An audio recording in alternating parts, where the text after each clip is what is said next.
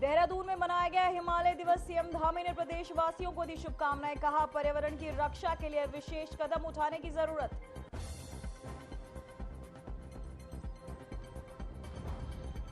प्रबुद्ध जन सम्मेलन में सीएम धामी ने की शिरकत। प्रधानमंत्री नरेंद्र मोदी के नेतृत्व में खुलकर की सराहना। कहा, भारत पूरी दुनिया में अपनी ताकत का लोहा मनवा रहा है। 17 सितंबर को प्रधानमंत्री नरेंद्र मोदी का 75वां जन्मदिन। भारतीय जनता युवा मोर्चा मनाएगा सेवा पखवाड़ा। 2 अक्टूबर तक चलेगा अभियान। उत्तराखंड में फिर से शुरू हुई चारधाम यात्रा। केदारनाथ में बड़ी भक्तों की रौनक। भारी बारिश के कारण यात्रा को लगाई गई थी रोक। उत्तराखंड प्रेस क्लब में द्वितीय उत्तराखंडी फिल्म अवार्ड की घोषणा। 6 दिसंबर को उत्तराखंड देहरादून में आयोजित होगा कार्यक्रम। अभिनेता हेमंत पांडे को बनाया गया brand ambassador.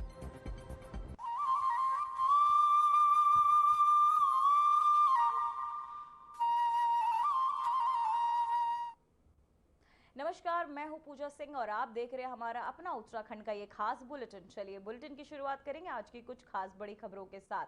Dehradun IRDP auditorium में हिमालय दिवस मनाया गया। इस अवसर पर मुख्यमंत्री पुष्कर सिंह धामी ने शिरकत की। साथ ही टिहरी विधायक किशोर उपाध्याय भी कार्यक्रम में मौजूद रहे। इस दौरान मुख्यमंत्री ने हिमालय दिवस के अवसर पर प्रदेश वासियों को शुभकामनाएं देते हुए कहा कि हिमालयी क्षेत्रों में सामाजिक विकास की आवश्यकता है। साथ ही हमें पर्यावरण की रक्षा के लिए विशेष कदम उठाने की भी जरूरत है।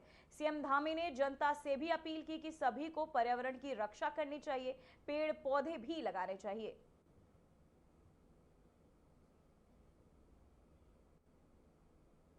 ये दिवस बहुत महत्व का दिवस है, क्योंकि आने वाले समय में और वर्तमान में जिस प्रकार की चुनौतियों का हम सामना कर रहे हैं, निश्चित रूप से हम सबको आज के दिन ये संकल्प लेना होगा कि हम पूरे वर्ष भर प्रकृति के संरक्षण के लिए, हिमालय के संरक्षण के लिए काम करेंगे। और इसीलिए हमने ये तय किया है कि 2 सितंबर प्रत्येक वर्ष बुग्याल दिवस के रूप में मनाने का हमने निर्णय लिया है। और बुग्याल दिवस से लेकर हिमालय दिवस तक लगातार 1 सप्ताह तक, एक दिन हवा के लिए, एक दिन पानी के लिए, एक दिन जमीन के लिए, एक दिन वनों के लिए, एक दिन मिट्टी के लिए, एक दिन पहाड़ से मैदान तक जनजीवन के लिए, इन दिनों को हम जो है एक एक दिन इनके नाम पर हम इसको मनाएंगे।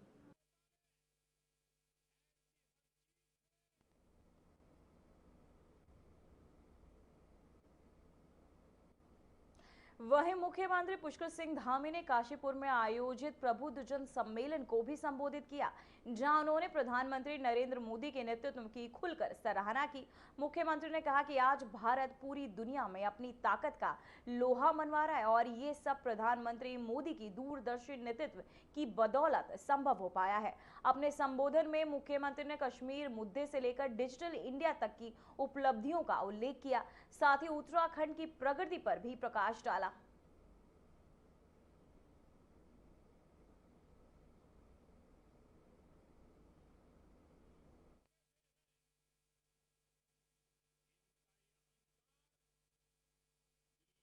काशीपुर हमारा बहुत ही ऐतिहासिक और सांस्कृतिक नगर है, औद्योगिक नगर है। और एक तरह से जब हम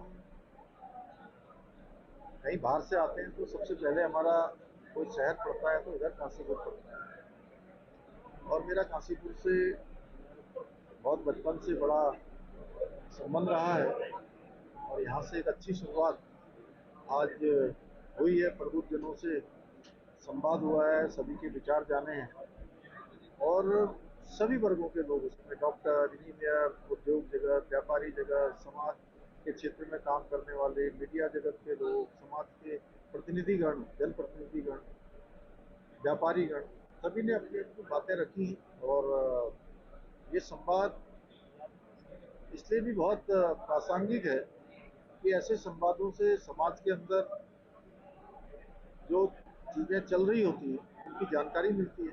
सरकार को चलाने में, प्रशासन को चलाने में नीतियों को बनाने में बहुत सहायता मिलती है। इसको हम राज्य के अंदर अन्य स्थानों पर भी इसको ऐसे बढ़ाएंगे। 2027 की तैयारी धामी सरकार किस तरीके से कर रही है? आपके नेतृत्व में चुनाव लड़ा जाना है। देखिए,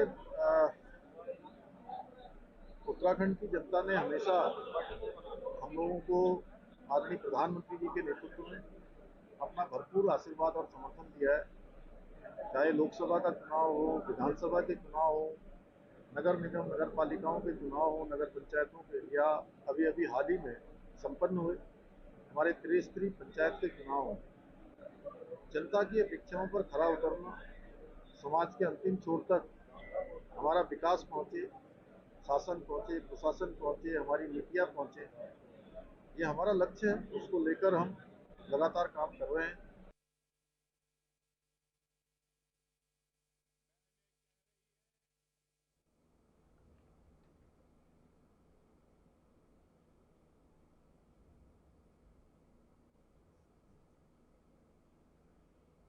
तो वहीं आपको बताते चले प्रबुद्ध जन सम्मेलन का आयोजन किया गया, जहां सीएम पुष्कर सिंह धामी पहुंचे। साथ ही सीएम ने कार्यक्रम को भी संबोधित किया। आपको बताते चले प्रधानमंत्री नरेंद्र मोदी के नेतृत्व में खुलकर उन्होंने उनकी सराहना भी की। साथ ही मुख्यमंत्री ने कहा कि आज पूरी दुनिया में अपनी ताकत का लोहा मनवा रहा है और ये सब प्रधानमंत्री मोदी के दूरदर्शी नेतृत्व की बदौलत संभव हो पाया है। अपने संबोधन में मुख्यमंत्री ने कश्मीर मुद्दे से लेकर डिजिटल इंडिया तक की उपलब्धियों का उल्लेख भी किया। साथ ही उन्होंने उत्तराखंड की प्रगति पर भी प्रकाश डाला। तो वहीं आपको बता दें प्रबुद्ध जन सम्मेलन का आयोजन, जहां सीएम पुष्कर सिंह धामी उपस्थित रहे। साथ ही अपने संबोधन में उन्होंने पीएम द्वारा किए गए कामों का भी उल्लेख किया। साथ ही आपको बताते चले कार्यक्रम प्रबुद्ध जन सम्मेलन का आयोजन किया गया, जहां सीएम पुष्कर सिंह धामी उपस्थित रहे। साथ ही उन्होंने तो वहीं उत्तराखंड के एडीजी कानून व्यवस्था वी मुरुगेशन ने बताया कि मुख्यमंत्री के निर्देश पर भ्रष्टाचार निरोधक हेल्पलाइन 1064 की समीक्षा की गई। सामान्य रूप से ये समीक्षा हर महीने होती है, लेकिन इस बार लंबित शिकायतों की संख्या अधिक होने के कारण हल्द्वानी और देहरादून के अधिकारियों के साथ विशेष चर्चा की गई। उन्होंने कहा कि प्राथमिकता इन शिकायतों को कानूनी निष्कर्ष तक पहुंचाने की है। अब तक इस हेल्पलाइन पर 1400 से अधिक शिकायतें जो है दर्ज हो चुकी हैं। सर, हमने 1064 है जो एंटी करप्शन हेल्पलाइन है, उसको हमने रिव्यू किया। वैसे हमने एवरी मंथ रिव्यू करता हूँ, इस बार ज़्यादा थोड़ा हमारा पेंडिंग कंप्लेंट्स ज़्यादा थे, तो हमने हमारी पूरा सेक्टर, दोनों सेक्टर के हल्द्वानी और देहरादून सेक्टर के अफसर से हमने डिस्कस किया है।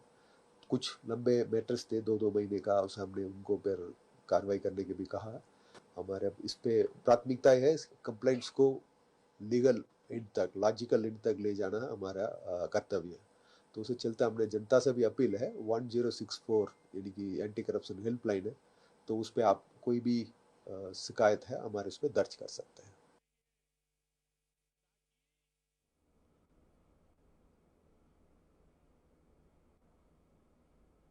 तो वहीं देहरादून में मुख्य सचिव आनंद वर्धन की अध्यक्षता में उत्तराखंड निवेश और आधारित संरचना विकास बोर्ड की 8वीं कार्यकारिणी समिति की बैठक हुई। वहीं आपको बता दें कि सचिवालय स्थित मुख्य सचिव सभागार में आयोजित हुई यह बैठक। वहीं बैठक में राज्य में बुनियादी ढांचे के विकास परियोजनाओं के समयबद्ध क्रियान्वयन, संगठनात्मक ढांचे के सुदृढ़ीकरण पर भी चर्चा हुई। वहीं आपको बताते चले मुख्य सचिव ने शारदा, ऋषिकेश और हरिद्वार कॉरिडोर परियोजनाओं पर विशेष ध्यान देने, त्रिवेणी घाट परियोजनाओं में गंगा जल की उपलब्धता सुनिश्चित करने और भूमिगत पार्किंग और हरित पार्क निर्माण, रैपिड रेल ट्रांसपोर्ट सिस्टम और रेलवे लाइनों के विकास, कुंभ मेले के लिए सुरक्षा और भीड़ प्रबंधन के लिए इंटीग्रेटेड कमांड सेंटर निर्माण के भी निर्देश दिए।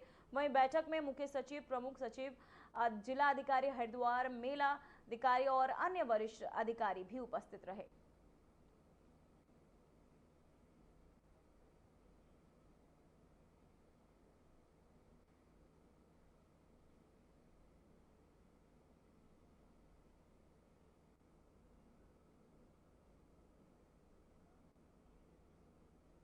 तो वहीं उत्तराखंड की राजनीति इस वक्त दो बड़े मोर्चों पर गरमाई हुई है। एक ओर जहां धामी सरकार में कैबिनेट विस्तार को लेकर हलचल तेज है, तो वहीं दूसरी ओर राज्य में आई भयंकर आपदा को लेकर सरकार की कार्यशैली पर सवाल उठने लगे हैं। इन दिनों मुद्दे में सियासी तापमान जो है बढ़ा हुआ है। साथ ही आपको बता दें, मौजूदा समय में मुख्यमंत्री पुष्कर सिंह धामी के मंत्रिमंडल की 5 सीटें खाली और कई बीजेपी विधायक लगातार मुलाकातों और लॉबिंग के जरिए अपनी दावेदारी मजबूत करने में जुटे हुए हैं। इसी बीच कांग्रेस के वरिष्ठ नेता और पूर्व मुख्यमंत्री हरीश रावत ने बीजेपी सरकार पर जोरदार हमला बोला है।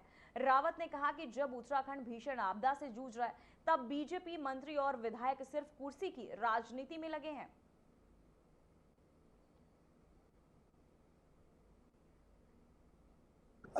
राज्य में भयंकर आपदा आई है, चतुर्दिक, और भाजपा के मंत्रीगण विधायक केवल कुर्सी कर रहे हैं, उसका खेल खेल रहे हैं। कोई मुख्यमंत्री का दावेदार है तो कोई मंत्री पद का दावेदार है, और आपदा पीड़ित जो है आंखें गड़ाए बैठे हैं, कुछ भी काम नहीं हो रहा। केवल मुख्यमंत्री कहीं जाकर के रश्मदायगी कर रहे हैं, बाकी कहीं पर भी जो आपदा का वास्तविक कार्य होना चाहता नहीं हो रहा। आप कराली को देख लीजिए क्या काम हो रहा है, और आप थराली और कपकोट के पीड़ितों को देख लीजिए। कल मैंने माननीय मुख्यमंत्री से बात की है और उन्होंने उनके पुनर्वासित आदि के विषय में बहुत उत्साहपूर्ण बातें कही हैं। देखते हैं आगे क्या होता है।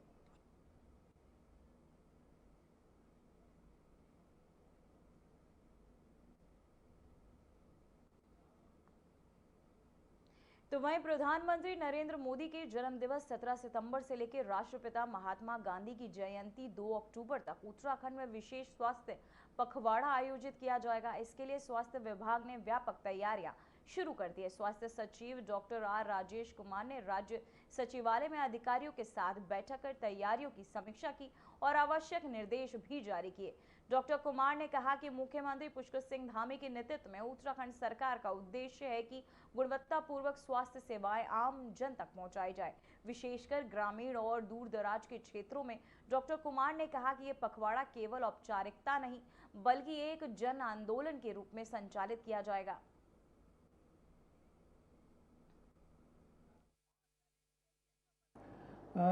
देखिए, 17 सितंबर यानी माननीय प्रधानमंत्री जी के जन्म दिवस से लेके 2 अक्टूबर यानी महात्मा गांधी जी के जन्म दिवस तक जो है स्वास्थ्य विभाग पखवाड़े के माध्यम से कैंप्स ऑर्गेनाइज करेगा भारत सरकार मिनिस्ट्री ऑफ हेल्थ के निर्देश पर। और इस बार का जो थीम होगा वो होगा स्वस्थ नारी सशक्त परिवार अभियान। तो इसी के तहत जो है नारी पे फोकस करते हुए जितने भी हमारे स्वास्थ्य कैंप्स हैं वो ऑर्गेनाइज किए जाएंगे। और इसमें जो मुख्य जो हमारा फोकस होगा वो वुमेन हेल्थ स्क्रीनिंग पे होगा, जैसे डायबिटीज़ है, हाइपरटेंशन है, कैंसर इत्यादि पे भी जो है स्क्रीनिंग फैसिलिटीज़ उपलब्ध कराई जाएंगी। और इसके अलावा मैटरनल और चाइल्ड केयर पर भी जो है फोकस रहेगा। साथ साथ निक्षय मित्र एनरोलमेंट ड्राइव भी चलाया जाएगा और ब्लड डोनेशन कैंप्स पे भी स्पेशल एम्फेसिस रहेगा।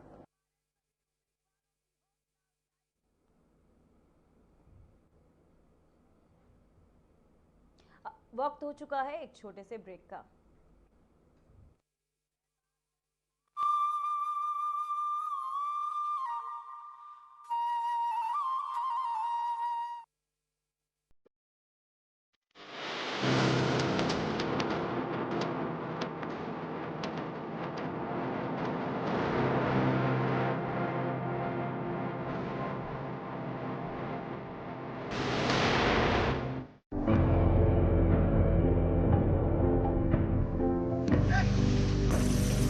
कभी पानी की कमी से सूखते उत्तराखंड के इन खेतों में अब लहलहा रही हैं फसलें। राज्य में सिंचाई की आधुनिक तकनीकी ने खोल दिए हैं किसानों के तरक्की के द्वार। इन सीढ़ीदार खेतों में प्राकृतिक स्रोतों के जरिए पानी पहुंचाना हमेशा चुनौतीपूर्ण रहा है। लेकिन उत्तराखंड सरकार की पहल से सोलर पंप लिफ्ट सिंचाई योजना निर्माण के जरिए पानी को खेतों तक पहुंचाना हो गया है बेहद आसान। लघु सिंचाई परियोजना के तहत सिंचाई के लिए बने सोलर वाटर लिफ्टिंग सिस्टम व अलग अलग तकनीकी से बनाए गए पानी के टैंकों ने पहाड़ की खेती किसानी को दिए हैं नए आयाम। सिंचाई होने से किसान बंजर पड़े खेतों पर नकदी फसलें उगाकर कर रहे हैं लाखों की कमाई। सौर ऊर्जा से चलने वाले पंपिंग सिस्टम से किसानों की बिजली पर निर्भरता भी हो गई है खत्म। सरकार का किसानों की आय दोगुना करने का संकल्प हो रहा है पूरा। हमारे गांव में सोलर लिफ्टिंग पंपिंग योजना शुरू की गई, जहां पर हमारे समस्त गांववासी पुरानी खेती झंगोरा मंडवा और गेहूं मक्की उस पे निर्भर थे। आज इस सोलर पंप लगने से पूरे गांव में सिंचाई पर्याप्त रूप से हुई और हमने यहां पर नकदी फसलों का कार्य शुरू किया, जहां पर हमने शिमला मिर्च, बीन्स और टमाटर लगाने शुरू करे। जिन खेतों पे कुछ नहीं होता था, आज वहां पर नकदी फसलें बहुत अच्छी हो रही है और बहुत अच्छा दाम कमाया। पूरे गांव वालों को बहुत बड़ा फायदा मिला। अब तक सोलर पंप सिस्टम के तहत राज्य भर में 497 जियो और आरसीसी टैंकों का किया गया है निर्माण। स्थानीय संसाधनों के सतत प्रबंधन से उत्पादकता और ग्रामीण समुदाय की आय में वृद्धि करने के लिए प्रतिबद्ध है उत्तराखंड सरकार। सौर ऊर्जा से समृद्ध किसान, समृद्ध प्रदेश।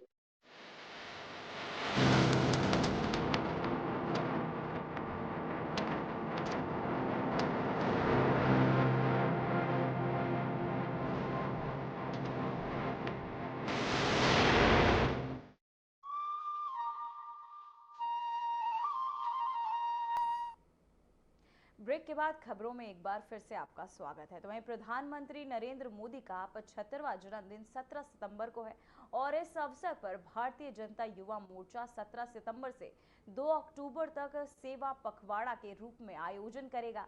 इस अभियान के तहत पूरे देश में 75 प्रमुख शहरों में सामाजिक कार्यों का आयोजन किया जाएगा। देहरादून में आयोजित प्रेस वार्ता में बीजेवाईएम के प्रदेश महामंत्री विपुल मंदौली ने बताया कि सेवा पखवाड़ा के अंतर्गत विभिन्न जन कल्याणकारी गतिविधियों का संचालन किया जाएगा। इसी क्रम में 21 सितंबर को देहरादून में नमो युवा रन नामक मैराथन रैली का भी आयोजन होगा, जिसका मुख्य उद्देश्य नशा मुक्त भारत का संदेश देना है।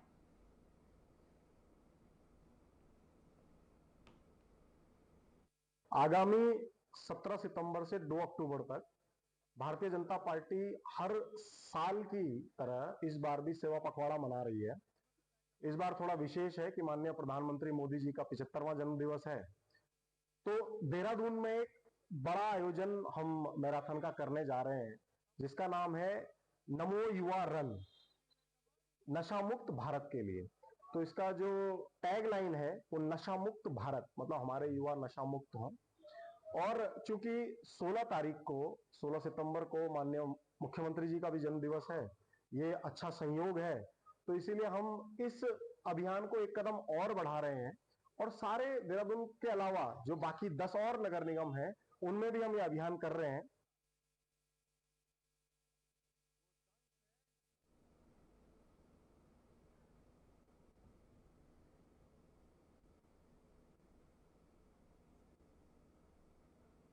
तो वहीं सुप्रीम कोर्ट के आदेश के बाद उत्तराखंड में 15,000 से अधिक शिक्षकों की नौकरी पर संकट खड़ा हो गया है। अदालत ने 2011 से पहले नियुक्त सभी शिक्षकों के लिए शिक्षा पात्रता परीक्षा अनिवार्य कर दी है। इस फैसले को लेकर शिक्षक संघ आंदोलन की राह में रहे, वहीं केंद्र सरकार को जिम्मेदार ठहराया जा रहा है। इस बीच कांग्रेस के वरिष्ठ नेता और पूर्व मुख्यमंत्री हरीश रावत शिक्षकों के समर्थन में उतर आए हैं। उनका कहना है कि 15-20 साल से पढ़ा रहे शिक्षकों के लिए अब टीआईटी पास करना संभव नहीं है। उन्होंने राज्य सरकार से केंद्र के सहयोग से सुप्रीम कोर्ट में पैरवी करने की अपील की, ताकि पुराने शिक्षकों की नौकरी पर खतरा न आए। रावत का तर्क है कि नए बैच के शिक्षक ये परीक्षा दे सकते हैं, लेकिन लंबे समय से सेवा दे रहे शिक्षकों पर इसे लागू करना अन्याय होगा। ये कहना कि अब वो आज टीटी कर रहे हैं, वर्षों पहले उन्होंने एजुकेशन ली और आज टीचर्स एलिजिबिलिटी टेस्ट पास करे, वो बहुत कठिन काम है और राज्यों को चाहिए ठीक तरीके से जो है अपना केस रखे और ताकि आगे के लिए एलिजिबिलिटी टेस्ट लागू हो, या अभी अभी जो लोग बैचेज आए हैं 4-6 साल पहले, वो एलिजिबिलिटी टेस्ट पास कर सकते हैं। लेकिन 20 साल 15 साल जिनको हो गए हैं, तो उनके लिए एलिजिबिलिटी टेस्ट पास करना जो है, टीटी पास करना कठिन काम है, नहीं कर पाएंगे। तो सैकड़ों हजारों शिक्षकों की आजीविका पर तलवार लटक जाएगी। इसलिए राज्यों को सुप्रीम कोर्ट में जाना चाहिए और सुप्रीम कोर्ट के सामने सारे तथ्य रखने चाहिए। तो वहीं जम्मू कश्मीर के श्रीनगर स्थित हजरत तबल दरगाह में अशोक स्तंभ लगे शिलापट को लेकर उपजे विवाद पर उत्तराखंड में भी सख्त प्रतिक्रियाएं सामने आई है। उत्तराखंड वक्फ बोर्ड के अध्यक्ष शादाब शम्स ने इस विवाद को पूरी तरह, आपको बता दें, कट्टरपंथियों की साजिश करार दिया है और कहा कि ये लोग इस्लाम का गलत और भ्रामक चेहरा पेश कर रहे हैं। शम्स ने साफ शब्दों में कहा कि जो लोग राष्ट्रीय प्रतीकों का विरोध कर रहे वे देश विरोधी है। शम्स ने जम्मू कश्मीर के वरिष्ठ नेताओं उमर अब्दुल्ला और महबूबा मुफ्ती पर भी निशाना साधा। उन्होंने इन दोनों नेताओं पर कट्टरपंथ को बढ़ावा देने का आरोप लगाते हुए कहा कि ये लोग बार बार ऐसे मुद्दों को तूल देकर समाज में भ्रम फैलाते हैं।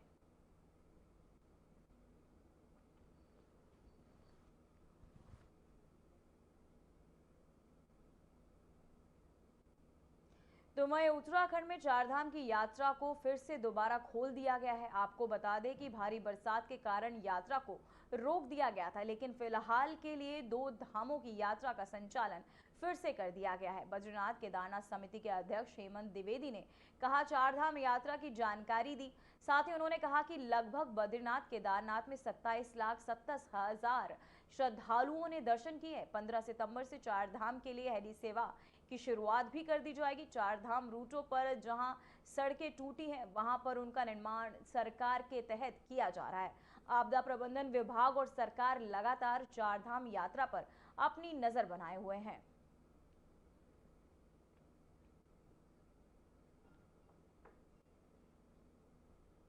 2 तारीख को श्री केदारनाथ जी के धाम कपाट खुले थे और 4 तारीख में श्री बद्रीनाथ जी की, और लगातार यात्रा कंटिन्यूस चली थी कि जैसे कि मानसून आने के बाद उच्च हिमालय क्षेत्र होने के कारण यहाँ पर काफ़ी बारिश इस बार रही और बहुत भूस्खलन और लैंडस्लाइड और क्लाउड बर्स्ट की जो है कि सूचनाएं यहाँ पर आती रही हैं और बहुत सारे हमारा पर्वतीय क्षेत्रों में जो है इसमें काफ़ी नुकसान हुआ। और लगातार अभी 5 तारीख तक भी जो है 1 तारीख से 5 तारीख तक भी यात्रा पूरी तरह से प्रतिबंधित थी, लेकिन अभी यात्रा जो है 6 तारीख से पुनः जो है खुल गई। तो वहीं उत्तराखंड उत्तरांचल प्रेस क्लब में आयोजित समारोह में द्वितीय उत्तराखंडी फिल्म अवार्ड की घोषणा हुई। आयोजित प्रेस कॉन्फ्रेंस में उत्तराखंडी फिल्म अवार्ड के संस्थापक अध्यक्ष विनोद कुमार गुप्ता ने बताया कि द्वितीय उत्तराखंड में फिल्म अवार्ड 6 दिसंबर को उत्तराखंड देहरादून में आयोजित होगा।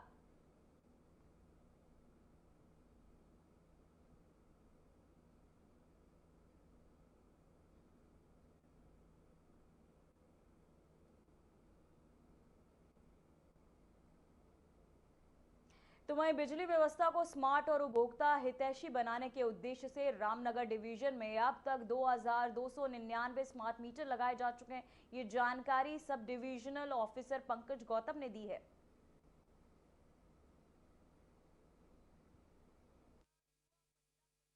रामनगर डिवीजन के अंतर्गत जो क्षेत्र आता है उसमें लगभग 2300 मीटर लगे हैं होल मीटर के, और कुछ ST LT के लगे हैं, सिटी वाले मीटर जो होते हैं उसमें हमारे लगभग 487 मीटर लगे हैं। हमारे यहाँ रामनगर डिवीजन के अंतर्गत स्मार्ट मीटर जो लगाए जा रहे हैं उसमें लगभग जो होल मीटर करंट लगे हैं जिसमें सिटी नहीं होती है लगभग 2299 मीटर लगे हैं, और जो सिटी कनेक्टेड मीटर लगे हैं 487 मीटर लगे हैं। देखिए, बिल की कैलकुलेशन तो होती है कि आप 1000 वाट को 1 घंटा चलाएं तो 1 यूनिट फूकती है। तो वहीं हरिद्वार के भादराबाद क्षेत्र में पिरामिड कॉलोनाइजर की शुभम सिटी कॉलोनी में करोड़ों रुपए की धोखाधड़ी सामने आई है। कॉलोनी के निवासियों ने मोटी रकम वसूली जा रही है, वहीं जबकि कई परिवार मजबूरी में अपने घर छोड़कर पलायन कर चुके हैं।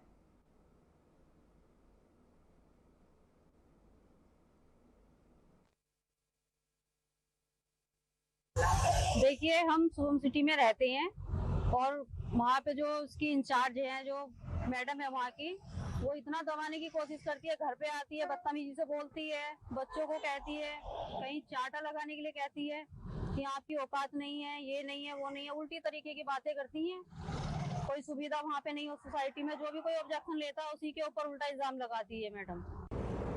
और मैंने यहाँ इनसे ऑन ड्यूटी के दौरान ये एक प्लॉट परचेज करा था 2020 में अगस्त में। प्लॉट लेने के दौरान जो जो इन्होंने मेरे से वादे करे थे, नाली देंगे आपको, घर तक लाइट होगी, सीवर लाइंस होंगी, हर प्रकार की जो भी सुविधा, बस आपके घर तक आएगी। मैंने सबसे पहले यही बात पूछी थी, मैंने मेरे छोटे छोटे बच्चे हैं कि मैं कैसे करूँगा। बोली आपके हर स्कूल की बस आती है, और उनमें से कोई भी वादा इनका सच्चा नहीं निकला।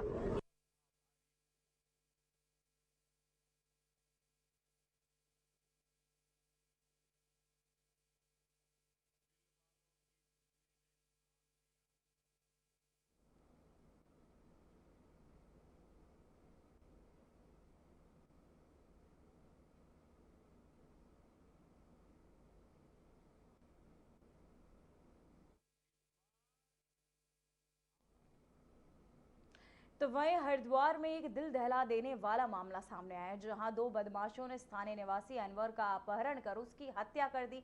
पुलिस के अनुसार आरोपियों ने साजिश टीवी शो और यूट्यूब वीडियो जो है देखकर ली है। वहीं जानकारी के अनुसार अपहरण के बाद आरोपियों ने अनवर के परिजनों से 25 लाख रुपए की फिरौती की मांग भी की।